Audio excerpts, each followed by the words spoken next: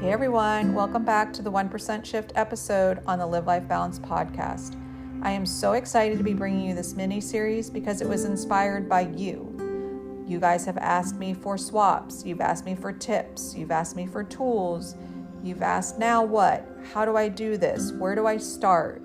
So I thought each week I would do one short episode on one particular topic, and I would do just that. I would give you the tips and tools that you need, the swaps and the things that you need to do in order to make those shifts in that particular area to help you to keep going on your journey to create better health and wellness for yourself. And who knows, you might even pick up a habit or two that could become one of your non-negotiables. So let's go explore this week's topic and see what we can find.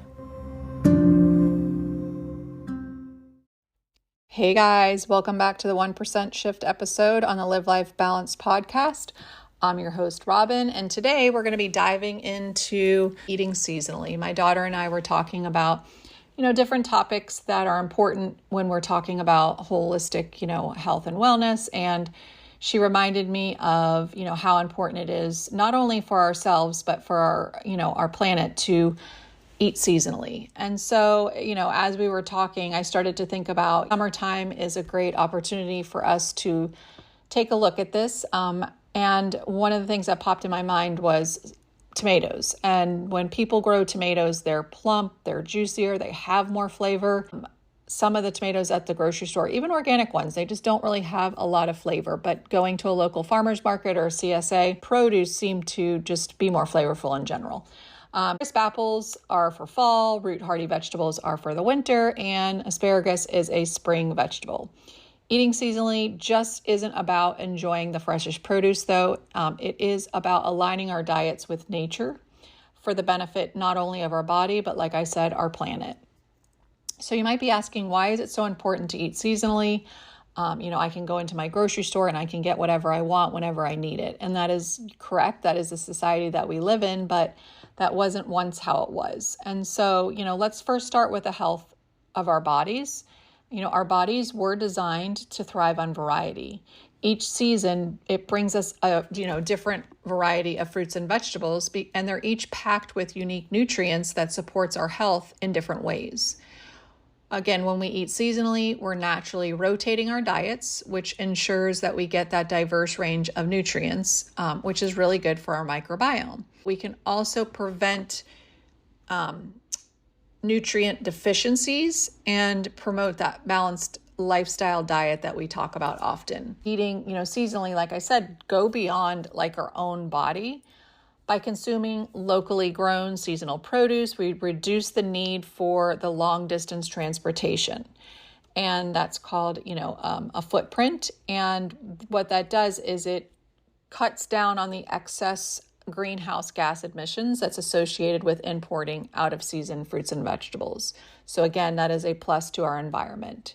Eating seasonally also supports our local farmers and promotes agricultural diversity.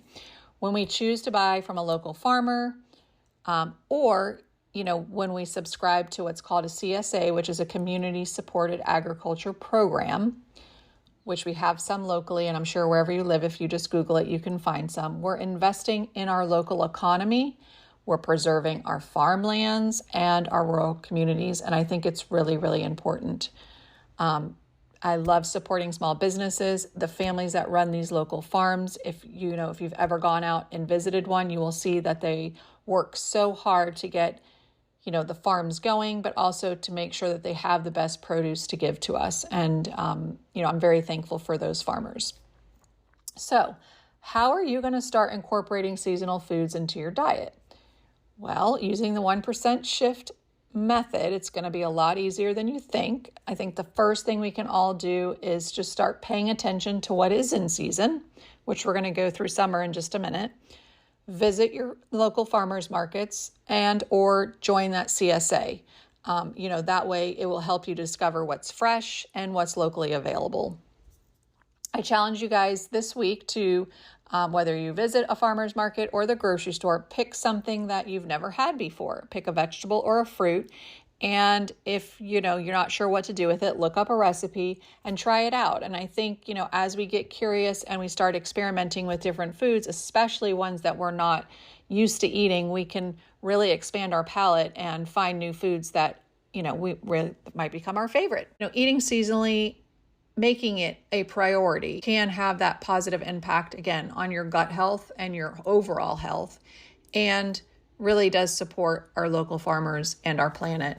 And, I can't think of any negatives to doing it. So as we're going into the summer, I just wanted to encourage you guys to get curious, start looking around, and making those small changes towards eating a little bit more seasonally, if that's not something that you normally do. I can't wait to hear what you guys try out. I am going to pop on in the show notes information on what is seasonal for summertime. That will help you guys. You guys can take like a little picture of it, or as you're going into, the grocery store, then you'll have something to take with you. So some of the summer fruits that are coming up are apples, apricots, avocados, blackberries, blueberries, cantaloupe, cherries, honeydew, limes, mangoes, nectarines, peaches, plums, raspberries, strawberries, and watermelon. And some of the summer veggies are arugula, beets, bell peppers, carrots, celery, corn, cucumbers, eggplant, garlic, green beans, lima beans, mint, okra, oregano, summer squash, thyme, and zucchini. And I'm super excited. In a couple of weeks, I'm going to be having a local farmer on to talk about growing sustainably and seasonally, and it's going to be just really good. So I'm excited to drop that for you guys as well. So if this is something new, I encourage you guys to have fun with it and send me a DM and let me know what you like. Until next time, have a great day, guys.